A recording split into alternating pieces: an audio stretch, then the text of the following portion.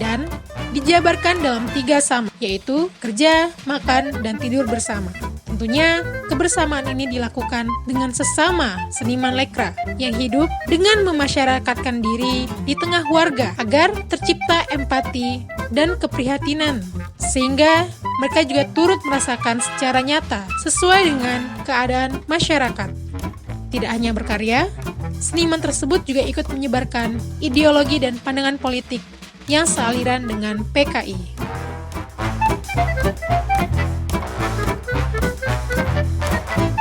Amrus Natalsya terpesona dengan ekspresi patung-patung Batak yang angker sejak kecil. Kesan ini ternyata terpantau pada karya-karyanya ketika bergulat dengan paham kerakyatan revolusioner maupun sesudahnya.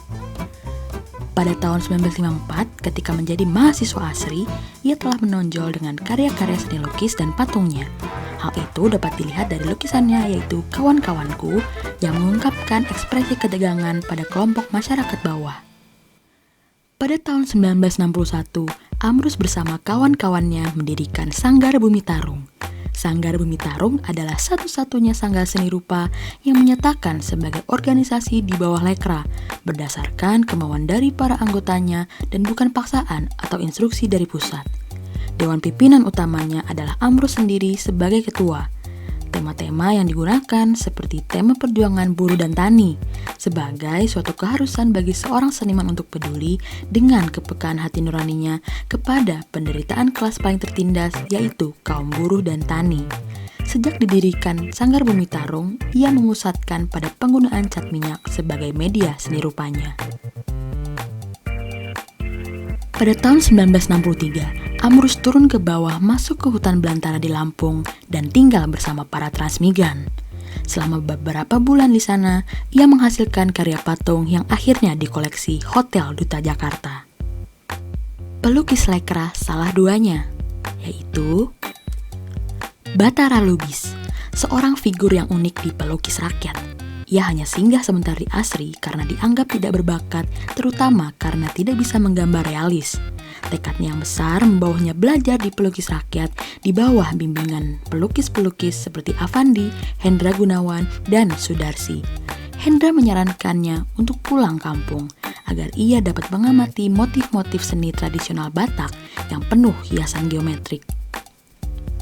Kepekaan artistik yang telah ditempa di Jogja membuka mata hatinya untuk menyerap kembali khazanah visual seni Batak itu. Itji Tarmizi bergabung dengan pelukis rakyat sebagai anggota pada tahun 1955 ketika usianya baru 18 tahun. Meski pernah mengalami tunarungu semasa kecilnya, muncullah bakat melukis yang kuat di baliknya.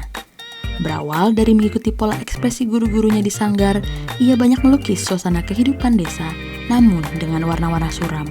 Salah satunya lukisan Nelang Ikan yang menggambarkan bagaimana Tarmizi semasa mudanya begitu eksplosif dalam mempertentangkan antara kelompok buruh dan juragan.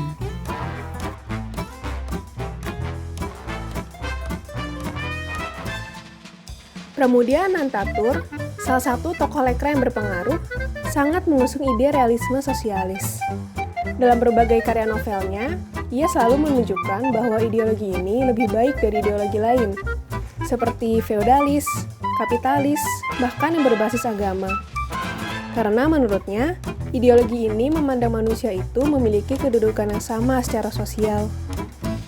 Dalam novelnya yang berjudul Midah si Manis Bergigi Emas, tahun 1955, menceritakan sebuah keluarga yang religius dan kental dengan patriarki karena adanya ajaran lelaki yang ditunjuk sebagai pemimpin dalam Islam. Sosok ayah pun ia gambarkan sangat berpihak pada laki-laki.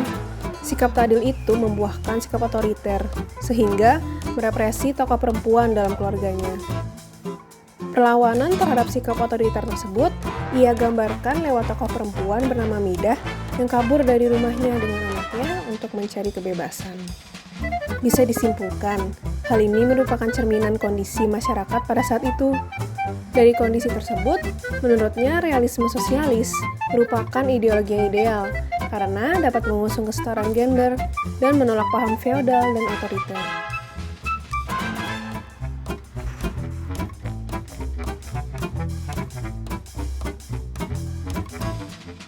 realisme selalu punya daya tarik bagi mereka yang bergerak untuk perubahan zaman. Di Eropa abad ke-19, realisme dalam seni dan sastra datang bersama perkembangan ilmu dan teknologi optik, terutama kamera. Teknologi ini memperkuat keyakinan bahwa realitas dapat ditangkap dan dihadirkan kembali sebagaimana adanya. Di Indonesia, di awal masa revolusi, S. Soedjojono menegaskan pentingnya realisme untuk menentang seni rupa zaman kolonial yang hanya memaparkan alam atau biasa kita sebut moi indi. Hindia Belanda yang molek. Soedjojono ingin melukiskan manusia Indonesia yang tak dipercantik. Para seniman Lekra sekalipun mengusung seni untuk rakyat. Seluruhnya dilukiskan dalam gaya naturalistik dan teridealisasi. Selain lukisan, terdapat pula sketsa, poster, dan cukil kayu dari pelukis Lekra. Namun, karya-karya ini hanya dimuat di harian rakyat. Pada masa ini, karya seni di luar lukisan dan patung seringkali belum dipertimbangkan sebagai karya untuk dikoleksi atau didokumentasikan dengan baik. Hal ini menyebabkan tidak banyak sketsa, cukil kayu, ataupun poster yang ditemukan.